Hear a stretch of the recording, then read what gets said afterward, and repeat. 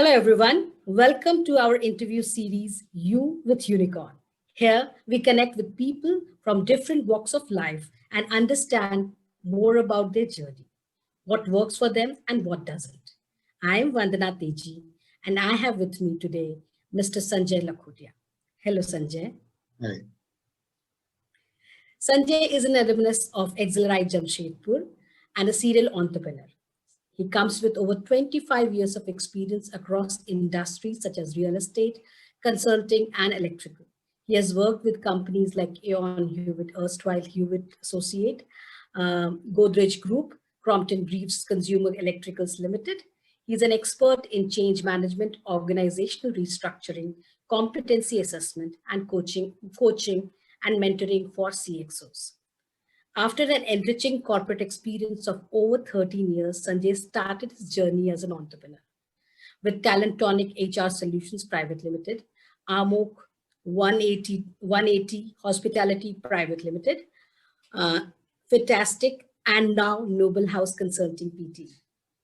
Welcome, Sanjay. It's an absolute pleasure to have you on with us on the platform of You with Unicorn. Thanks, Vandana. It's great to be here. While it's a pleasure to have you again on the with us with Unicorn team. And while I've given a little brief about your profile, I know you have done so much in your career. So would request you to please talk about your journey from Crompton Greaves to Aon and now as an entrepreneur. Sure. Crompton was my campus placement, and I got to work in the manpower development team, which basically was looking after all the learning and recruiting part of all officers for Crompton Greaves. In that, I got a great opportunity to help set up a learning center at Mulshi for Crompton Greaves for all the officers and managers of Crompton Greaves. That was a great learning experience. It gave me an opportunity to work with a lot of faculty of IIMS and XLRI and all the other top-notch colleges to create a managerial development program and various other programs for all of our managers across. Worked in hiring a lot across, campuses, senior level hiring, all of that, which was great learning experience for someone who had just joined. From there, I got an opportunity to work with Godrej Soaps. They deputed me as a head of HR, and eventually I also took on the technology portfolio, which is something that I have as an interest, and I've always had technology as part of my portfolio in everything that I've done. And from there, I got an opportunity to join Noble and Hewitt in those days. I joined in the comp practice, and then I headed that for India, then Southeast Asia. Moved to HR consulting, worked with a lot of Indian corporate houses, helping them transform their HR and business practices. And then became an entrepreneur in 2007 to start a retirement homes venture. And along with that, then, other ideas kept coming in, and we started, doing more interesting outfits. We set up a technology company, Talentonic, the HR and technology company. And then Noble House all over again, which is a platform for helping companies and gig workers find each other. So that's been my journey. It's been interesting. It's been exciting, and new learnings every day. So I keep myself, on my toes by doing things that are not of one single kind. So that's been very exciting for me. In fact, I was actually noticing that when you said that you started with something as different as a retirement home, and then into talent consulting and healthcare, you've been everywhere, and that is exciting. How do you actually come up with those ideas from all different, total sectors? This is basically sometimes friends suggest something. Sumer, who's my partner, who was my boss at Hewitt, both of us, we keep discussing a lot. A lot of people come and discuss ideas and, push us to do some things. So that's how we just keep an eye on what's happening in the world, what are the problems that are solvable. And wherever we think we can, it sounds interesting to us, we end up, exploring that as an opportunity. Wow. And to make it happen, basically, you need people, right? So that's been our key thing. to identify the right kind of resources to take the idea forward and then make it happen. Indeed, indeed. I think for an entrepreneur, one of the biggest challenge, when you move from a corporate structure wherein you are put into a structure which is already there and it might be there for like ages. And, being a part of the corporate structure, because I've been there, I can actually know that, after a certain point, you do not really question or try to think of something totally different. So, and hence when usually, if I relate from my journey, moving from a corporate experience to an entrepreneur venture, the first idea which came to me was something which I was already doing. So I really want to understand what were your challenges, moving from a corporate role to an entrepreneur role and, living the dream.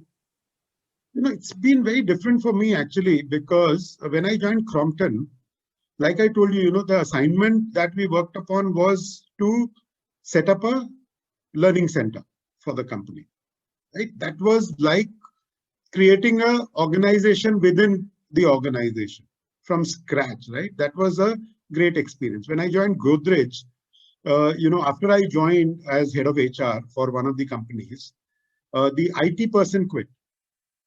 And the company wanted to revamp their entire IT infrastructure.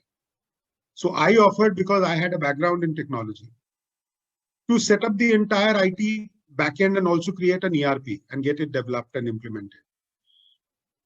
So, and then from there, when I came and joined Noble and Hewitt, it was a very small team. It was like a startup in those days. So there again, it was setting it up and, making it grow multiple times in different business areas. So for me, even while I've been working, it's been kind of like an internal entrepreneur, doing something new and exciting and setting things up. But yeah, when you move from a permanent job to, not getting that paycheck on a monthly basis, it's a big, jump that you have to make. And mentally, you have to make that shift in a significant manner. So that's a really difficult one for many people. And for me, the exciting thing was that I had people who were joining hands together with me. And that gave a lot of support, at that time. And things kept falling in place. We just decided that we wanted to do this. And it was an interesting idea. We also went through the same exercise when we were quitting Hewitt to plan for another HR consulting and outsourcing organization. But then at one point in time, we said, we've just done exactly the same thing. It's not sounding very exciting. So should we do something more exciting? And, that's when many of our friends who were living abroad were talking about the fact that parents were all alone and somebody needed to take care of them and they were finding it very difficult. And US had all these kind of brilliant retirement homes. Shouldn't India have something like that? That's how the idea of a retirement home came into being. And we found that to be very exciting. So, that's the thing which was very interesting about moving out of a corporate job, wanting to solve a problem that was, staring at India as a country and getting into that. So just keeping your eyes open and as an entrepreneur and solving problems is the primary thing that everybody does, as an entrepreneur. Yes, indeed. In fact, when you mentioned about that you have been innovative, you got an opportunity to be innovative, and on while you were working in the corporate itself, I think that has been like a paving path for you in the entrepreneurial journey. But then what again gives me this idea to ask you this question, that while you were trying to come up with I'm going to talk about especially about the retirement home, okay, thing, because India is not something is not a place where retirement home is something which is a welcomed concept. Sure. So the concept of a retirement home is not a welcomed concept in India. So, going ahead with that idea would require a lot of guts. When we were looking at that idea, when I quit Hewitt, first thing that we did was 6 months, we just did research on the subject. So we interacted with everybody who was doing that business in India practically in those days. We also went and did a complete study and reached out to 40 different organizations across the world to understand exactly what is it that they were doing different than what we were trying to do in India. And from there came out the solution, which is to not treat the subject of retirement living as a place for only unhealthy old people. And that's where we found this great organization in the US, which called their retirement homes 5-star fun. So their idea of retirement living was to have great amount of fun. And that's when we knew if we took that as the concept and took it to the market, people will not be so, cagey about coming and living in a retirement home. And that was what started out as an idea, which initially when we launched the product, it was well received. We had our first center going live. But yes, India is very difficult market, not an easy market to work with. We work now in the consulting space in the retirement living business. We provide consulting support rather than manage it because of the difficulties in setting up operations in India. Okay.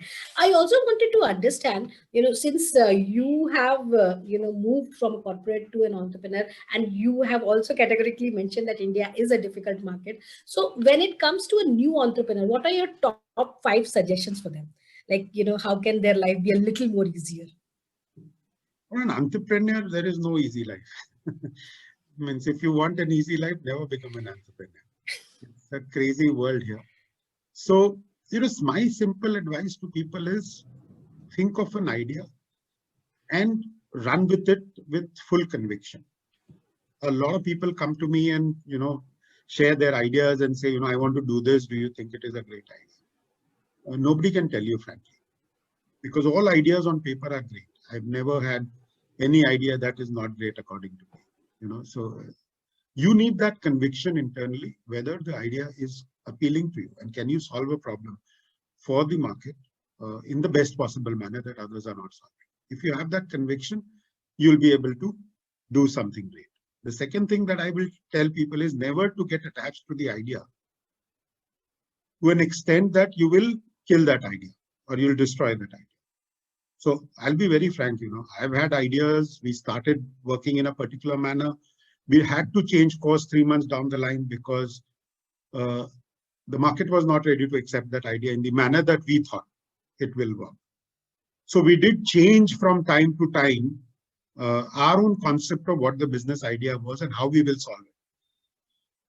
Because if you start getting attached to the idea and it doesn't work, the clients don't accept it in whatever way, it becomes a challenge. You will kill the business. Many people I know have killed their businesses because they were so stuck to the core concept of the idea that they were not looking at signs that the market was giving. So if they were listening to the market, they would have probably done much better than what they were doing.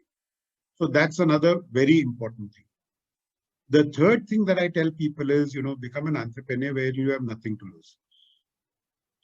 So when you have enough money, that's when you can become an entrepreneur. Or if you don't have anything, you want to take a big risk, you will then make it happen, somehow or the other. It's an important thing that people, when they have options, they do not give their full attention to the entrepreneurial venture because they're always thinking of a way out and going back to the safety of a job. Many people come and say, I'll try for 6 months and then I'll go back. It doesn't work like that. It's very rare that an entrepreneurial venture becomes successful in 3 months, 6 months, 1 year. It's very, very rare. It takes years for an entrepreneurial venture to become successful. So if you're not going to be at it for minimum 4 years, 5 years, 6 years, 7 years, it's not going to be successful. So you will have to live with it. You'll have to take it up as a full-time assignment with no escape from that idea. Only then you will be able to make it successful. The other thing which is very important is to find the right people with the right attitude. That's another thing that people make a mistake on when they come up with a new idea that they want to deliver. They look for people with similar kind of an experience. You will never get people with that experience if your idea is new, unique, or you're trying to do something different. Because people will come with their experiences and then will not let you do what you've set out to do, which is different. So we hire for attitude and behaviors rather than for only the skills that they bring. So that's a very important thing. When you're hiring people, be open to hire people, not just from a particular industry, not just from a particular kind of skill set, but you can take in a lot of people with attitude who will come, learn with you and make it happen. So that's the most important thing. And then the final thing that I will say is that when you have the right set of people, work with them, help them grow your business idea to the next level of scale. Because if you try and do it all alone, you'll never be able to make it big enough. So these are my suggestions to anybody who wants to become an entrepreneur. Wow. And I think they are absolutely correct, because I think I've felt it. I probably started with the same mindset that, let me just try it for 5 months and 6 months and then go back to my work. But then, after being here for 6 months, I loved it so much, though there was not enough money in the bank. But then the idea was still, ticking, and that kept us going. So yes, thank you so much for those 5 very, very important points. And guys, if you're listening to this interview, please make a note of it, because it doesn't matter really which sector you're working in. These 5 formulas are gonna work in every sector. So, moving ahead, I wanted to talk about Noble House, which is a platform for gig economy. How has the pandemic affected the gig economy in India? The companies are now more open to hiring people who are freelancing today, given what has been experienced by everybody. So there is a significant upsurge in requests and requirements that have come from everybody. Companies are looking at a new model of working now. And definitely as we go forward, as companies learn and we get to more stable stage, companies will include freelancers as a critical component in their hiring mix. So I'm very hopeful, I'm very bullish about the segment. And also what is happening is that on the supply side as well, consultants and employees are also looking at more flexibility. Many people after the pandemic have started thinking differently about careers, about the way they are living their lives today. And I get a lot of people coming to me and saying this. This is one of the things that when we started, Sumer and I, this company, one of the things that we had as a topic of discussion was, how come people in Europe, Australia, US work for 6 months, then travel for 3 months? Why can't Indians think of doing something like this? This was up for discussion as one of the problems we'll solve. So India does need to learn a lot, both from the perspective of the employees or freelancers, and also from the perspective of the companies as to how to make this work and how work needs to be looked at very differently. I'm very excited because, with things like a 4-day week coming into conversation, things like, short-term assignments and fixed-term contracts coming into assignment, the government recognizing gig workers and freelancers as a separate category of employees, things seem to be moving in the right direction. And we will see this becoming very, very entrenched in the hiring mix going forward, is my belief. I still remember the 2019 Deloitte annual survey, which said that the hiring model is going to become hybrid. But we really did not even know what COVID will do to us. Really. It's just fast forwarded the future of work today. basically. Indeed, indeed, indeed. And, in fact, again, your idea was probably way ahead of time when it came to India as a market.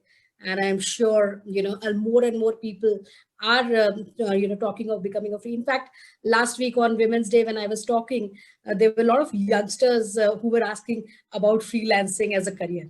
So that really made me excited that, these people are right from college and they really want to freelance. So that's the future indeed. So, thank you, Sanjay. It has been an amazing discussion, a lot of learnings coming. But before I let you go, I want your advice to corporates, especially who are planning to hire freelancers. And this can be not just the bigger corporates, but also the smaller ones, because they are also they're also trying to figure out how this freelance culture will work. So, for corporates, they have to think very differently and radically. Especially, large corporates, it's easy to understand what they are trying to do. They have systems and processes to take care of something like that. But let's say smaller outfits. Gig work allows them an opportunity to get people who are very skilled to help them out of their problems.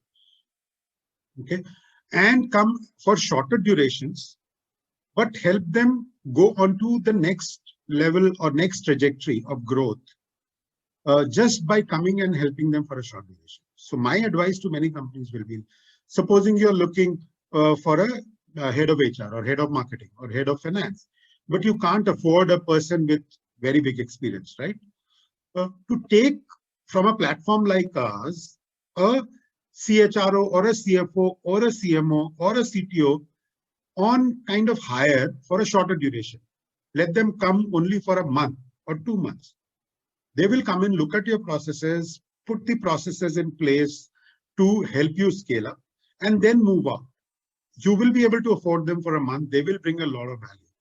Similarly, you can, even experiment with 1 day a week or 2 day a week to support your team. So your marketing efforts, if you just get a person to come in 1 day and work with your team, somebody who is very experienced will come in, help and guide them. You can take half a day of their time. And even if it is expensive, the value that you will get for that half a day will be sufficiently enough to cover for you. So for any work that you need, it's important for startups, for smaller organizations to not miss that opportunity just because your team is not able to do that. So it's a great way for you to get good resources in, get them for a short duration of time, get your processes and systems improved, and then your team can take over and do wonders with it. So you'll just speed up the growth journey that you've started out on. So that's my advice. Use the gig workforce judiciously and benefit from it. Yeah, in fact, to add to what you're saying, because we are currently working with that CHRO model for our organization. In fact, there are companies not just in Maharashtra, but as in Bhubaneswar, cities like Bhubaneswar are also investing into this. So I think you also have a go ahead from Sanjay, because he comes as one of those experienced people. If he's telling you, you better take the advice.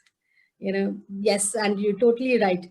And because we are a small company, we have learned the power of hiring interns and freelancers, senior professionals, and they have really helped us. So great, Sanjay. Thank you once again. And on that note, I would say bye, everyone. See you soon with our next guest and more insights. To know more about the Unicorn people and Mr. Sanjay Lakhotia, do click on the links in the description box. Do like, comment, and share this video. And also, do not forget to subscribe to our channel. Thank you. Thanks.